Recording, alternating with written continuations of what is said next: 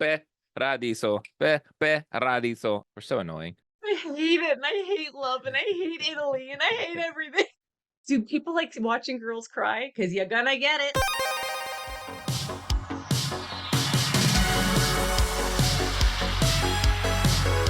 What year is it? 1922. 1922. For movies to video games, welcome to Marie Plays It All. Today's episode is Late to the Game with Wow. Daniel the Sangre, straight up walking in from 1922. It's the 1922 version of. 1922. So you gotta talk like. That means I'm dapper and I'm like sophisticated, almost like, I need some flappers. It's a roaring 20s, baby. It's my Gatsby. It's my Gatsby moment. Late to the Game, this is what it is. Daniel. Right here. This is what it is. This is what it is. Right here. This is what it is. He takes me and he forces me to watch a movie. Popular movies, sometimes they're not popular, sometimes they're terrible, sometimes they're great. Movie that I embarrassingly haven't seen. I'm going to ask her a series of questions. She has to answer the questions before she watches it. And we're going to see how right or how wrong she is. And we're going to come back. We're going to mock her relentlessly until we find out how wrong she was. Because naturally, she's always wrong. Like most of the time. And we're gonna see if I rage quit it or play it back, right? If I like it or if I don't. Is it going in the bin? Is it going in the toilet? Is it a stinker? Or am I gonna this is me putting a tape in a VCR. Like this is where my mind's constantly at. Let's play. Are you ready for the movie? The name of this movie is Cinema Paradiso. Okay. Yeah, you have talked about this before. I've talked about it, but you know nothing about this movie because I never actually went into detail about the movie. Okay, so you ready for the Paradiso. Pop quiz hot shot? Okay, you ready? Yeah. So this is not even one of the questions, but this is just a regular question. Where's the movie from? Paradiso. Spain. Okay, so it's a Spanish movie from Spain. All right, got it. Cinema Paradiso. What is the movie about? The movie is about. You have so much detail to work off of right now. Oh my God, I know. Okay, so the movie is about, we're in Spain somewhere. Mm-hmm. Yeah, I would hope so if it takes place in Spain. And there is this movie theater, cinema, that is in this place in Spain. And I'm imagining it by some water, and it's nighttime, there's lights everywhere, it's beautiful cinema, and it's the Cinema Paradiso. It's like the Paradise Cinema. So Paradiso. Paradiso. And what it is, it's multiple stories. Not an anthology, but it's multiple stories happening at the same time. Kind of like a Love Actually thing, but not Love Actually. And like Crash and all those movies that have multiple stories going on at the same time, and it's all stories from different people who meet up in this movie theater, and things happen at Cinema Paradiso, and it's all what things happen to different people at this movie theater. So there's like some maybe I shouldn't go into it yet, but there's some people who are like having like first dates. There's some people who are gonna go there and they're like, oh. And there's gonna be like an elderly couple. One of the stories is gonna be an elderly couple, and they're gonna come in and they're gonna be like, so that's where their first date was. And then they're gonna be watching a movie there. Then they're gonna go home. And she's dying from cancer, so it's like her last date they're having. Is that what you're gonna say? Oh shit, you got morbid with this one. Maybe like they're going there for their first date, and yeah, they know like one of them is like dying. It's gonna be where their last date is, and then when it shows them at home later on, and then one of them passes away. In the arms. Okay, that's one of the stories. In the arms? Or does she pass away in the movie theater as they're watching the movie? Like as soon as the ending credits come on, the lights come off, and he turns over to her, and she's dead right there. No, that to me is a little too like an ambulance has to come. It takes the romanticism out of it. It's a Cinema Paradiso, not cinema. What the hell just happened? Riveting or so. So yeah, there's multiple stories, and there's gonna be bad stories. Like there's gonna be a story that like people go there, like a group of friends go there, and then they don't have a good time. They get into a fight with these other people, and there's like Cinema Paradiso. It didn't live up to the name, and there's going to be like some bad things that happen. And then there's going to be another story where this girl and like her sister go to like there, and then she sees her boyfriend with another girl there, and then she's like, that what? Jezebel. Cinema El Diablo. It's going to be like that's what it is. It's cinema something on all these stories. Yeah. So yeah, that's what it is. That's the movie. Okay. So clearly, I've talked about the movie before, then, because you remember every Clearly. single detail I said about this. So okay, what are the themes explored in this film?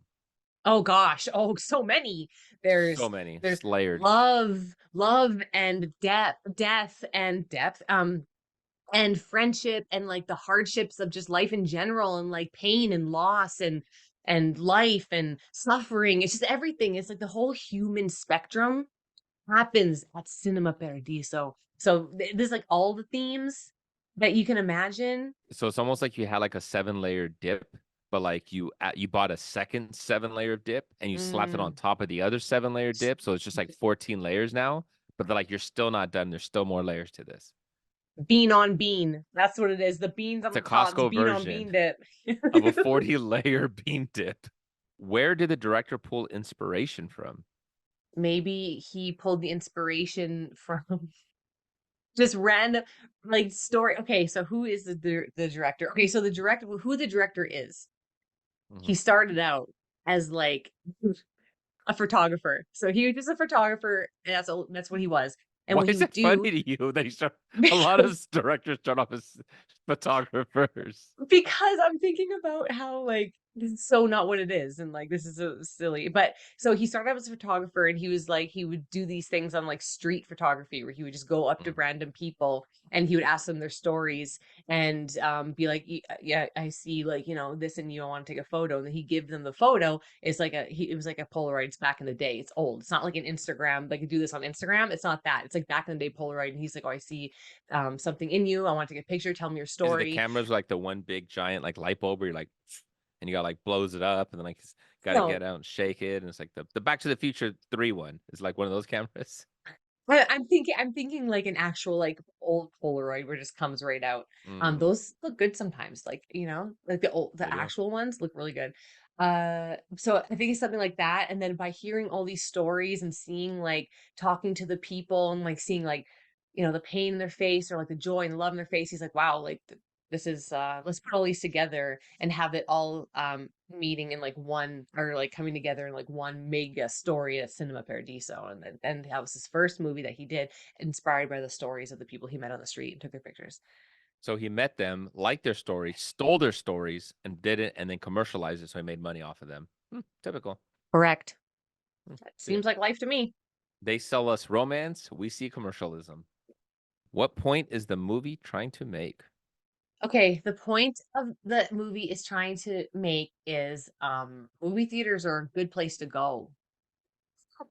Or they can be not. No.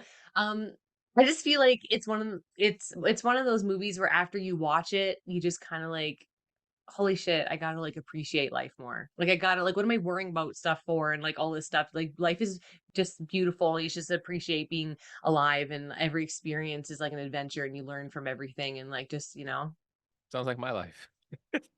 yeah. That's how I try to Oh my view life. God. I Not that serious. know. Life I should be love about a movie. that. I get that feeling after I watch some movies and then I'm like back in real life. I'm like, oh, it's not like that at all. Which film is interrupted by the summer thunderstorm? Okay, so yes, they're watching movies at Cinema Paradiso, and the summer thunderstorm rolls on in when they are Which movie? watching an old movie, when they are watching the OG Hunchback of Notre Dame, the OG one, black and white. Not the newer Hmm. one, the OG one. Mm-mm. OG. Oh God, I watched it with my grandpa when I was a kid, and it was so heartbreaking. Quasimodo's like water, and he's like water, like that, and I was like crying. I'm like, Water. water. He's so thirsty, and I was like, a child. Oh my God, it's so sad. Yeah, that's what they're watching. There you go. Okay. What does the final kiss montage convey? That could easily go with the story you were talking about, the old couple, It if you want. is. It could. Oh God, it also sounds like Love Actually. We're just throwing everybody hug and embrace at the end. Did Love Actually rip off Cinema Paradiso? Yeah. Kinda like duh. The final kiss montage conveys everything I just said that you should just like like appreciate the people you're with and love everyone you with. And like, I think it's like a montage. There's beautiful song happening, and it's showing like all these different stories, and a lot of them about loss and everything like that, and like heartbreak and everything like that. But then the final kiss montage is showing like other people like outside the theater, and they're hugging, and they're all going into Cinema Paradiso, and they're all happy at this point, right? And they're like, Always. well, naive and ignorant and happy, and they're hugging and kissing, and everything's perfect. And then there's beautiful song happening. So it's like, you know what? There is all this like hard, like bad stuff that happens with the loss and the death and the, heartbreak and everything like that. But there's also this. So it's like, look on the bright side. It conveys like, you know what? There's like bad, sad water, Quasimodo, Water. water. But then I was waiting for also that. there's like happiness and love and joy, Hunchbacks. and that's Hunchbacks. And hunchbacks deserve love too. Pulling Physical Esmeralda and disfigurement. just like, why was he so thirsty? Didn't he have water in that hump? You figure he would, right? I mean, Camel it up. yeah. After the death of Salvatore's father, him and his mother smile at a poster of which movie and why? Okay, they smile at a I'm gonna say Casablanca. And the Casablanca. reason why is because okay, Salvatore's mother and father went to Casablanca, and that's the night that she told him that she was pregnant with the son of Salvatore. And so that's always like the whole thing where it's like that's his dad's favorite movie, because that was like the happiest moment of his life, was when he knew he was going to be a father. And so then they saw that and they were like, Which also explains why Salvatore's middle name is Casablanca. yeah, his middle name is great on the nose.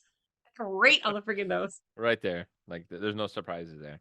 While the Cinema Paradiso is being destroyed, an Oh ad panel of a no. motorcycle can be seen that says what? A what panel of a motorcycle? A what? An ad for a motorcycle is seen and says what? Like live free, die hard? I don't know. Like it's just rev your engines, It's Die gentlemen. Hard 6, Live Free and Die Hard. What's Okay. what's a slogan for like Harley Davidson? What's their slogan? Ride hard. Right. Yeah, live free, ride hard. There you Live free, go. ride hard. That's There what we it go. is. See? That's what they say on No. your way to prison. All right. What happens at the end of what happens at the ending of that movie? They're taking down Cinema Paradiso. And they're gonna show the lives, all the lives that we saw like coming together Mhm. at Cinema Paradiso, all the stories that we saw. They're gonna show where those people are now. That's when we see the woman pass away. That's when we see them smiling at Casablanca poster. That's when we see the girl who saw her boyfriend cheating on her meeting someone else. It like, and then like a little meet cute. You see like the people who were like getting to like fights. What happens to them? They all shake hands and kiss.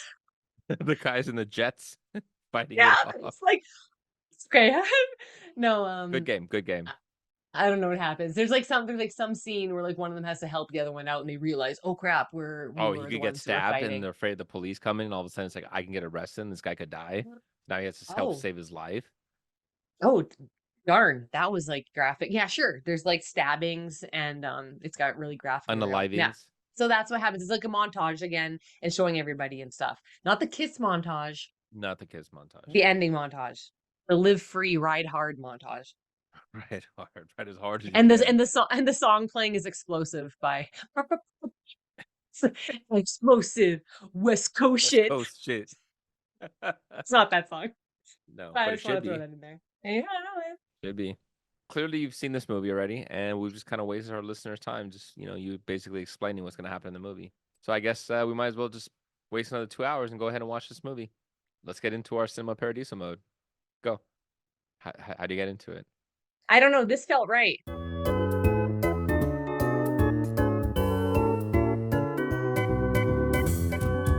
And we're back with Cinema Paradiso. Paradiso. So, Miss Marie, what was the movie about?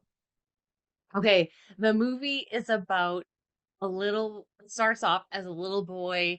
Mhm. It doesn't start off as a little boy. It starts off with the little boy, Yes. Toro Salvatore. Well, it doesn't start off that way, actually. It's the man Salvatore. And then they're like, Yes. oh, this is one thing I didn't write down, because I'm like, oh, I know what it's about.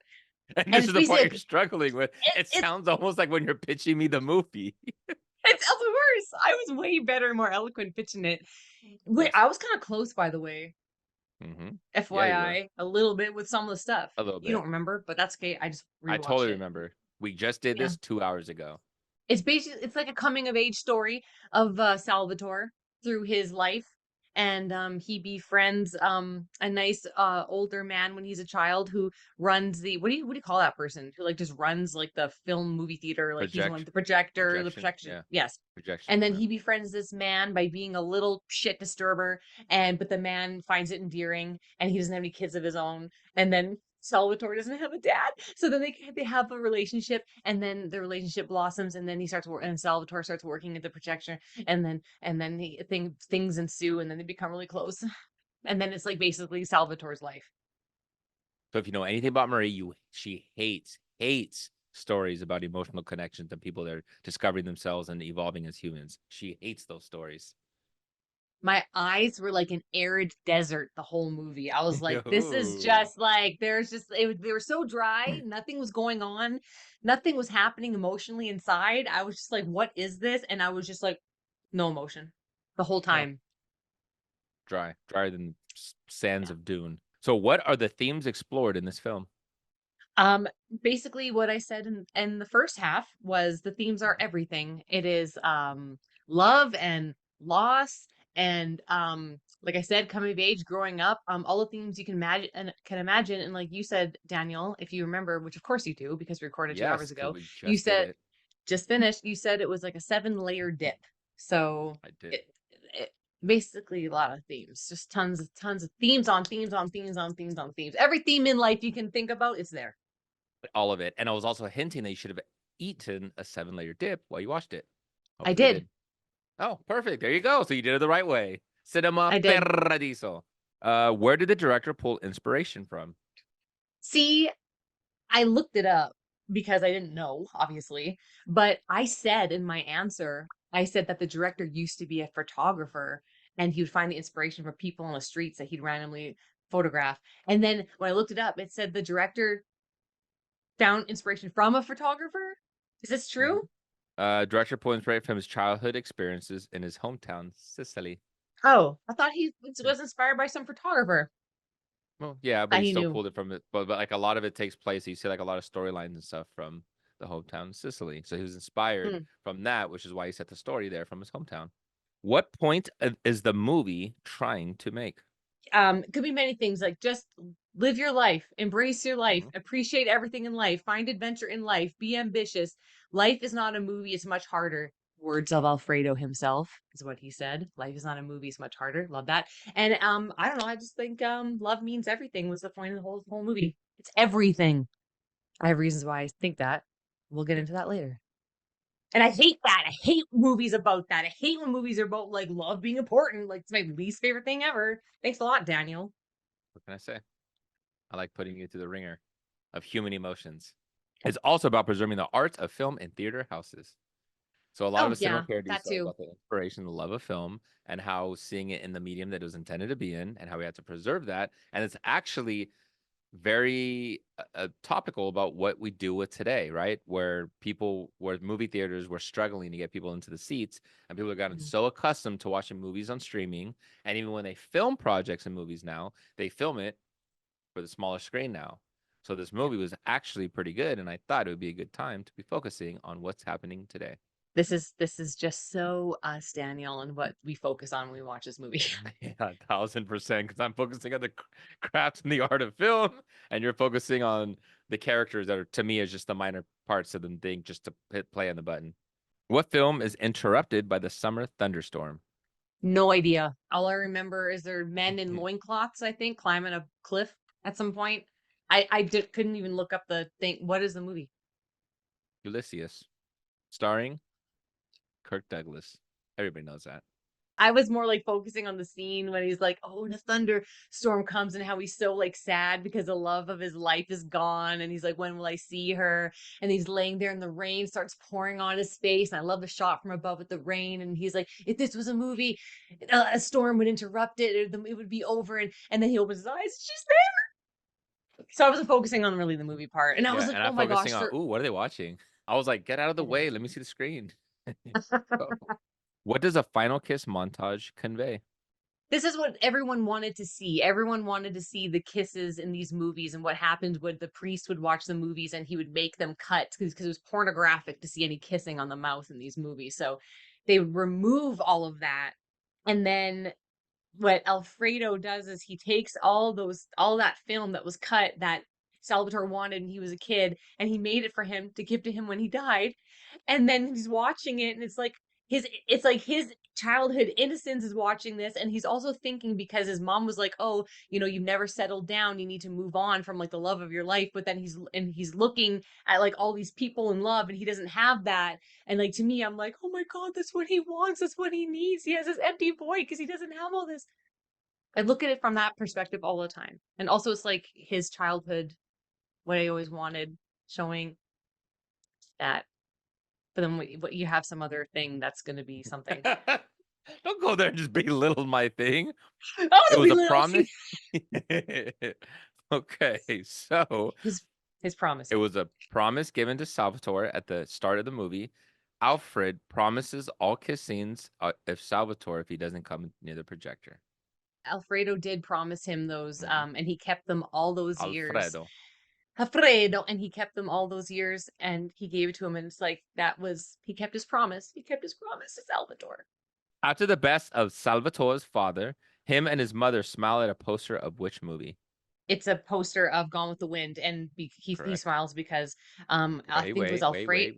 Oh, The next wait, question. And why? because his dad looked like Clark Gable, apparently, right? Alfred said Salvatore, his father reminds him of Clark Gable. Correct. Yes. Okay. While the cinema Paradiso is being destroyed, an ad panel of a motorcycle can be seen that says, No idea, and I couldn't even find it online. I wasn't "Oh my looking at it. God. You don't remember nothing. You just saw this." Okay. It says, "Paradise can wait." Okay, you know what? I wasn't focusing on the ad panel. I wasn't looking there. I wasn't looking at that. You're feeling the heart and the emotion. You need to give a damn about the visuals. So true. What happens at the end? Okay. So at the end of the movie, well, you find out at the beginning of the movie Alfredo dies. So then Salvatore goes to back home, which he hasn't been to in 30 years, to go to Alfredo's funeral. And then when he's at the funeral, he sees all the people. Also said something similar to this kind of in my answers. He sees all the people that used to frequent the Cinema Paradiso, and then they're all sitting there, and then they watch as the Cinema Paradiso gets blown up, and then he gets this film reel of the kiss montage from Alfredo's mom, and then wife, and then you go to the end of the movie, and he's sitting there, Salvatore sitting in the theater, and you find out I think he's a director now, and he's sitting in the theater and he's watching the kiss montage and crying. When you cried with them at that moment. Trying not to cry right now. My I nose is know. getting the tingles. So, fun facts. Okay. Giuseppe Tornatore photographed over 300 Sicilian boys before he cast Salvatore Sassio as young Salvatore. His name was actually Salvatore? Hence why I named it that. Okay, Oh. ranked number 26 on the non-English speaking films in Critics Poll conducted by BBC in 2018. It was some of the musical cues were used previously in The Untouchables the year before. Both films scored by Morricone. Won Best Foreign Language Film at the Oscars in 1990. Ooh. Marie's notes. Oh, wait, sorry. Marie's notes. My first note was movies can bring people of all kinds together, a form of community and a sense of belonging. So you see throughout the movies watching, there's like the drunkards and the lovers and the single two lovers and the mothers and the the sleepers, and then people coming together as a little community in the movie theaters to wake up this guy who always sleeps, and they're That forming sounds like a song. yes. Sounds like a song what you're saying right now. It sounds like lyrics. Yeah, You're just a little rhyming bit of everything. rhyme, right? I'm a poet, don't even know it all the time. Just taking notes, right? Okay. And then there's kids and there's adults and there's elderly and there's enemies. Like there's everybody enjoys cinema of all kinds all the time. And I just loved seeing that like sense of like community and everyone getting along for the most part to watch a movie even though they're so different. So you're saying that they made a movie where everybody loves cinema and everybody appreciates cinema. Tell me Daniel wouldn't freaking love this movie. Yeah, no, Yeah. that was exactly what I was thinking when I was watching it. I'm like, You knew right Daniel likes away. this. That's why he loves Yeah. it. I'm like, this is why Daniel loves this movie. He loves it for this reason. And then I'm gonna see all this other stuff that Daniel can't And feel ignore because all the parts. You're gonna ignore all the parts that I love hey, because hey, there's passion behind the love for the cinema. I felt So it. much, yes, so much to the point where they love the cinema. And here's the thing, right? I understand the characters, the emotional, the ploy, and the relationship and everything that they have, but they're becoming so ingrained in cinema and their love and fascination for cinema that starts to bleed into their reality, into the world that they're having. So even Mhm. when they see romantic moments and things and passionate things that are happening in their world, it's because it's inspired from the cinema that they're watching. You're seeing it through the lens. That's so funny because when I am watching cinema, I see things from life and all the things into the cinema. And I don't take things from movies and say, oh, in real life, be like, this is from a movie. I see things in movies and think this is from real life. And that's why I get so, "Ah," because I'm like, this is so real. I And that's why felt we're this more before. and that's why we're mortal enemies Mortal on the enemies. opposite side of each of that coin. Okay, what else do I have here? Cinema can be a bright spot. He learns his dad dies, sees the movie poster, and lights up. Focus on the joys in life slash distraction from the pain, the magic of escapism. So that's another thing. Also smiling because of Clark Gable. I know, but to me, it's just like he was his mom is so sad and he learns his dad just dies and he sees the picture, the poster for the movies, and is just like, oh, well, forget about real life and sadness and pain. Let's focus on this stuff and escape into the fantasy world where I can be happy and free for a little bit, escape from real life because real life Welcome to my is world. harder. It's yeah, Welcome to it's my harder than world, the movies. Marie. Yeah. The kid was so cute. I loved how he taught Alfredo things and Alfredo taught him things. Everyone has strengths that other people can learn from. So it's just like, Yeah. yeah, the kid was teaching him like school stuff because he didn't really like go to school because he was poor, but the kid was going to school. And then Alfredo was teaching him how to do the film reel. And it's like, Alfredo wanted to be smarter and he thought that he was working like being the projection guy because he was stupid, but then Salvatore looked at it like, no, I'm like smart and stuff as a kid, and Alfredo thought he was too smart, but all he wanted to do was run the projection street. So it's like people want what they don't have, what they don't possess, but they don't see like what they have is actually something to be sought after and like cherished, and like other people want what you have and you don't appreciate what you have, type thing. Yes. And even just running the projection, you figure you're letting people into this magical world. You're almost the gatekeeper. You're the Willy Wonka inside, right? Because you're letting them into this chocolate factory. Like you are the gatekeeper. Yeah. So allowing them into this world, you're leading them through it. Like there's a magic, there's a power that comes with that. You are not just flipping a switch and running the machine. It's a world you're giving them, Marie. A world. Right. And it was sad because he thought like, oh, I work here because I'm, what do you call himself? An imbecile? What do you call himself? Mm-hmm. Anyway, because he thought he was working there because he's stupid. But then he says that seeing the joy on the people's faces is what his favorite part was, because he said like at that time it's like it's not the movie that's making them smile, it's him who's making. Yeah. My next note is losing it when Alfredo walked in blind. So film projector starts on fire. He tries to put it out because that's like his livelihood. Everything catches on fire. His face catches on fire. Salvatore saves his life. And then there's a scene where he walks in, he's fucking blind now. And I was just like sobbing because I'm like, You everything never he see film again. dedicated his life to. Yes, he dedicated his life to film. He could have probably did stuff to move on and like do something different in life, something bigger, better, according to whom, I don't know. But he dedicated his life to film and seeing the smiling faces of people.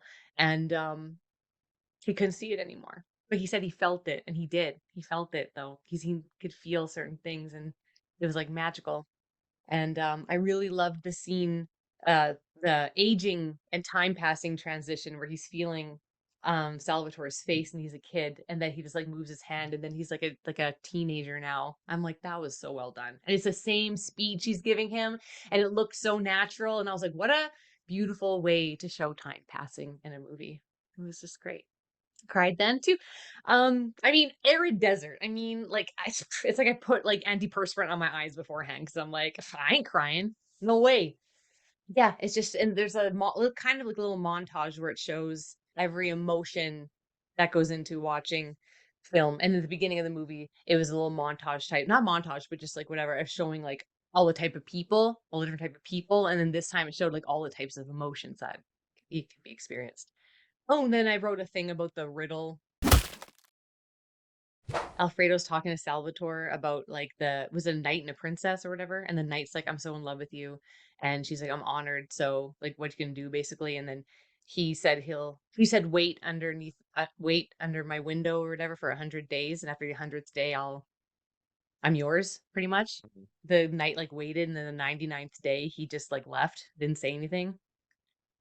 And then he's like, I don't know why he did it. I don't know why he did it. You tell me. Like there was no answer as to why.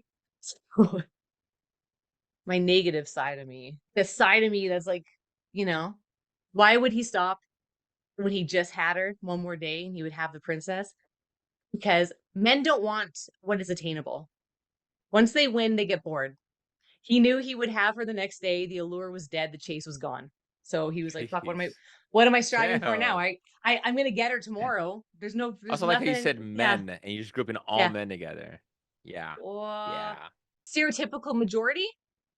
Think about this too, though. Okay, so if it's 99 days, he knew he needed to get to 100. Did he know it was 99 days? Has he been counting 99 days? Is it to the Yes, point where you almost been sitting there for yes. that long, where you're losing sense of time and you don't realize where you're at, where you're almost getting delusional because you're stuck in a room for so long, where you start to go crazy, and you start to think this is gonna feel endless, and you give up at the last 11th hour, thinking you're halfway, like you're not really, your logic's gone, and you're more becoming crazy.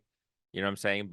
You're crazy and ravaged with obsession to the point where you lost sense of reality, where you don't even know where you're at anymore, Uh, and knowing that you were just that close to obtaining it.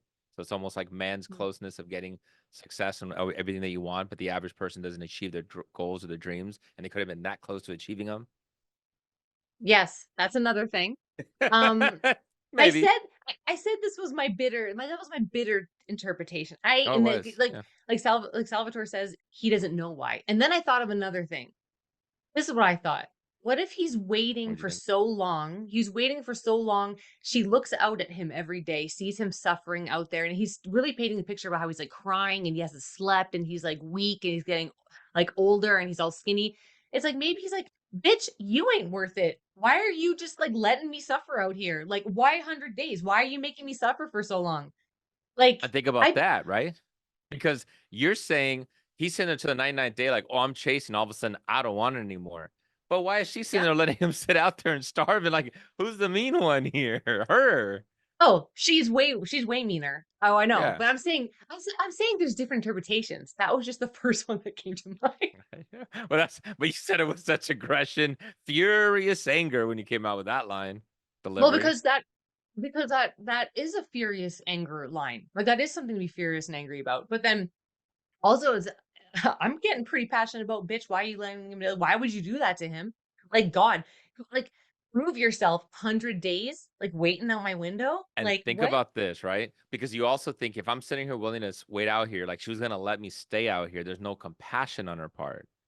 So it's Yes. almost like there's no point or sense of like I feel compassion towards people that need the assistance, because if it could have been like, okay, he's just trying to get in my chastity belt, let me prove that that he cares. Okay, 30, 40, 50, 60 days, whatever. Now it starts to hit a part of starvation where the man could be dying and you still Yeah. show no sympathy Yeah. because you feel like you're better than.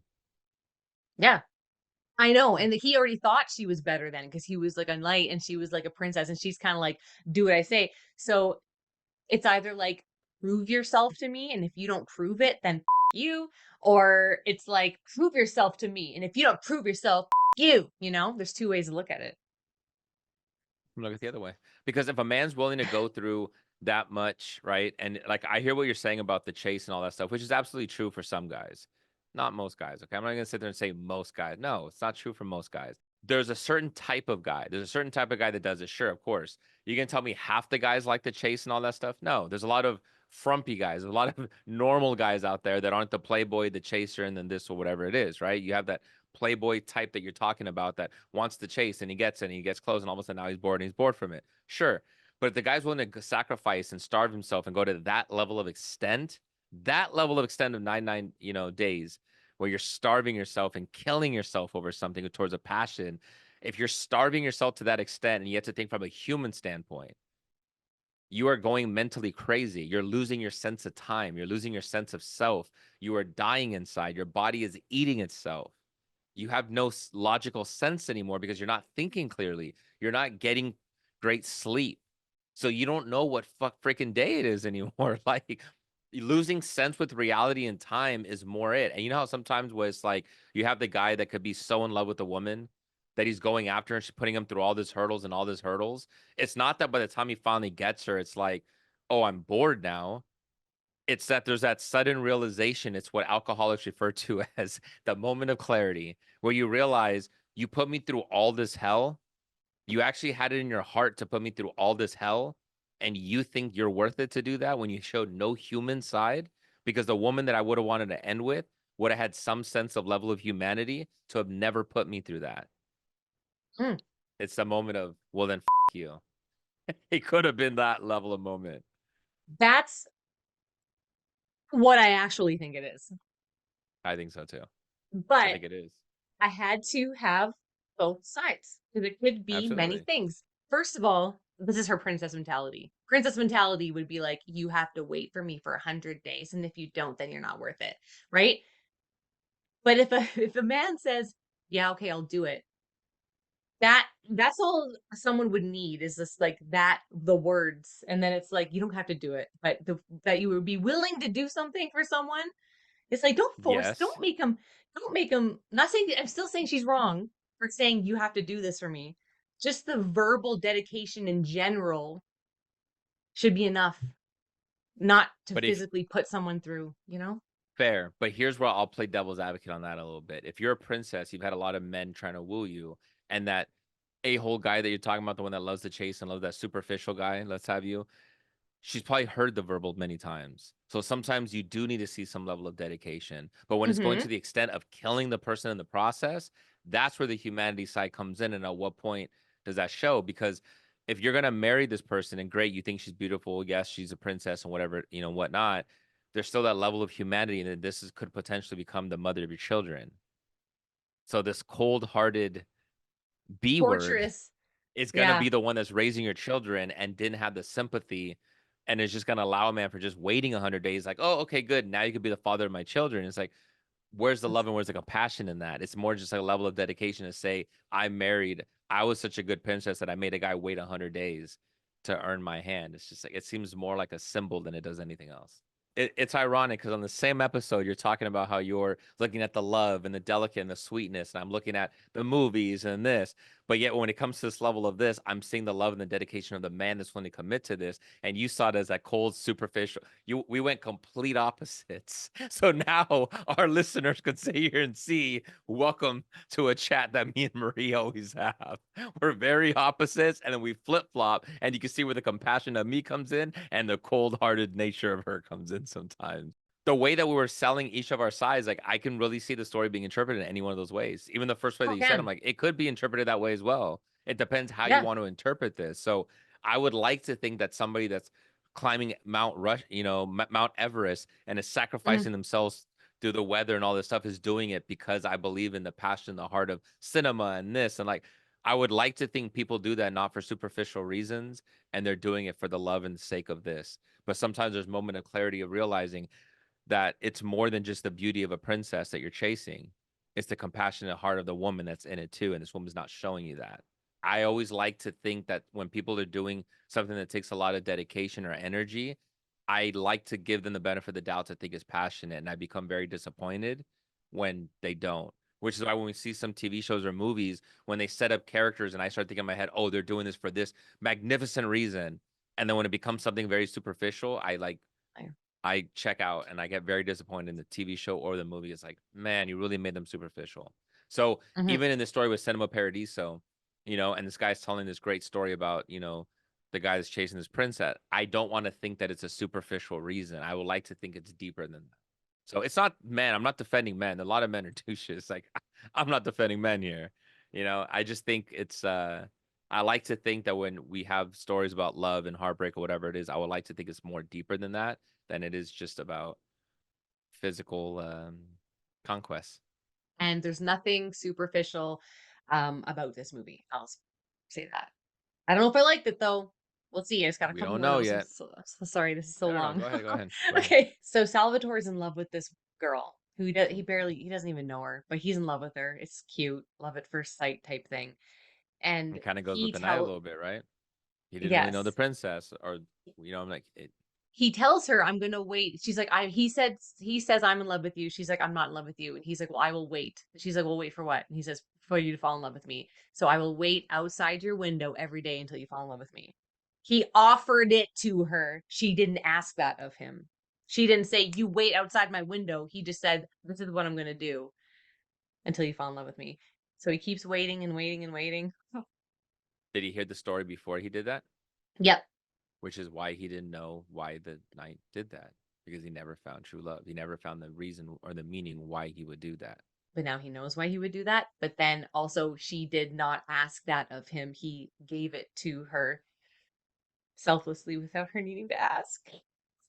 So he waited, and there's like all these days pass and stuff, and then it's like New Year's Eve, and then he sees her coming to the window, and then he like closes his eyes because he's like, oh my god, this is the time. And when he opens his eyes, she like closes the window, and he's so sad, and he walks all heartbroken.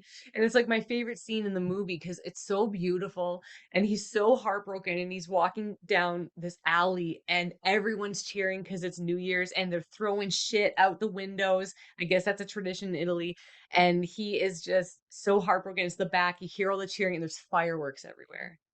That one scene, I was like, ah, just seeing like him being in pain, and then the celebrating, and then the fireworks. And of course Juxtaposition. oh, I loved it. And then he goes, of course, to his projection room in the movie theater, and he's ripping up the year. He takes it off the calendar and he's ripping it up. And he's so mad. And then she shows up. Again, I wrote, lost it when they kissed, and the movie film he totally like forgot about like the movie film playing in the theater, and they're like kissing, and the reels start spinning, and it's like he's supposed to switch over the film reel, and everyone's getting mad in the theater. And then it's just like in that moment, it's like that was the most important thing to him, was to like Which it never was. So he finally took his eyes off the screen. the most important thing to him was like run this movie theater and run the projection. And he finally gets with like his love, and they're kissing, and it's like the most important thing to you doesn't matter anymore. Love's the only thing that matters. Anyway, I love that part. It's just crazy because you hated the movie, I think. I hate it, and I hate love, and I hate Italy, and I hate everything. One more thing. So there's a few scenes in this movie where this is why I say like the meaning of the movie, and I know it's like this. I know it's like cinema and the film, and I get that. I see that. I felt that. I agree with you. I agree with you. But then there's scenes in the movie where, like I said, Alfredo watching his love was seeing the smiling faces of the people. So when he does what he can for for his love, the people he loves, and seeing the smiles, and he puts the projection screen outside because that's what they wanted, and he sees how happy everyone is, and then that's when the film catches on fire, was because the most important thing to him didn't matter because he was focused on what he actually loved in that moment. And then the same thing happens for Salvatore when he's kissing the girl. The most important thing to him doesn't matter because he's doing what he actually loves. And then when Salvatore goes, this is on a very small scale, but it's just like it reminded me of it when Salvatore goes home, when he's older, and his mom's like knitting because he's trying to get him. She's trying to get hold of him. She hasn't seen him in 30 years. And the doorbell rings, and it shows knitting needles, and it just stops abruptly, and she knows that's like her son. And then what she was focused on and what she likes to do, I guess, doesn't matter anymore because who she loves is there, and what she actually loves is like more the most important thing, more important than anything she's doing. And she walks in, and the thing she's knitting unravels, and I thought that was so this shit doesn't matter, and love is what matters the most, and it unravels all the way to her getting her son. I love that. So Cinema Paradiso is a very romantic movie and is heralded as one of the greatest foreign films of all time. Yeah. I knew exactly what I did assigning this movie to you because it is that emotional, and the stuff that you're interpreting, the stuff you're reading from this, many other people have also felt the same way about this movie. There's a reason why it's regarded with such high esteem regarding this, and Cinema Paradiso is one of those movies that I recommend to people that doesn't really dabble in foreign films. If you watch Cinema Paradiso and you don't like it or get an emotional connection to it, you have no heart, in my opinion, because there's so much art, there's so much things you can see from this and feel from this, and they touch the idea of love in so many different forms and different ways that Yeah. you view this. It's not like, oh, it's just a love of a woman or a love of film. It's so much deeper than that, and there's so many different ways to interpret. Like, we can sit here and watch a movie together and have two very different experiences watching this movie. That's what the idea of Cinema Paradiso does, but on so many different levels on how you're interpreting. So even take the story of what we just said about the knight and the princess and waiting out there for 100 days. We came up with 3 or 4 different ways on how you can view this story. That's what makes something that's so passionate or something with so much heart. That's what makes it so powerful, is because it's powerful enough to draw you to that, which is why I say I don't want to dismiss the knight as just a chauvinistic guy that did it after 9 days and said, I'm deep, because I would like to think that there's a level of love and dedication that amplifies and glorifies that story more to give it better substance than just a guy that's trying to bang a girl. That's it. We can interpret that night story in so many different ways. It's like you can watch Cinema Paradiso and like connect to something in it, to some level, and something you can interpret it different way. Well, not really interpret, but you can connect to something. Like you can connect to like the movie, the love of film, like you say. You can connect to Alfredo and Salvatore's relationship as a friendship, or like a father-son, like parental abandonment, anything. You can connect to that, and you can connect to the love issue. There's like so many things you can connect to, because it everyone's felt something in this movie. Everyone's gone through something that is portrayed in this movie. It is, and it's like Yeah. when you're a romantic person and you romanticize the art of romantic films and romantic cinema, you become so fascinated and obsessed with it that it's almost like anything less than that in your life becomes boring. It becomes mild. It becomes nothing. So you almost need these big shows, these big efforts of things in life, because that's to almost emulate what you're viewing in movies, because everything's so epic. Everything is so big, everything's so grand, and everything's not always consistent. But I'm saying it's almost like that with him, with her, where he was romanticizing the idea of, I'm going to spend out here and show you every day. So when he saw it, he got hurt. But then the way she comes up to him after he was all emotional and distraught and ripping at his things, and you again, high energy. It's like you're having this romanticized high energy scene that you would see in a movie being played in his life. But as Alfredo says, real life isn't like the movies. It's much harder. It is much harder, but you know, you can still see it as romantic as a movie can be. It all depends Oh, on how you totally. view it. So, are you gonna play it back? Or are you gonna rage quit it? I almost wanted to play it back today just to rewatch it. I thought, you know what? I want to be really emotional for this episode. And I don't think I'm gonna be, because I watched it yesterday. So I should watch it today. And then I knew I was gonna cry. I had no idea I was gonna like have to contain sobbing. Thank you for watching this episode of Late to the Game, where Daniel made me cry again. The most ever. The most. So he has to top this with another movie. We'll see if he can. I got Probably. some. We'll see. I got some. Oof. Okay, good.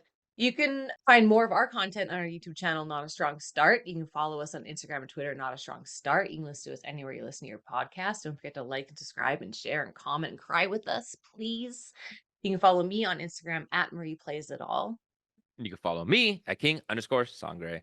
Never stop playing, and never stop standing outside that princess's window. And don't give up in the 11th hour.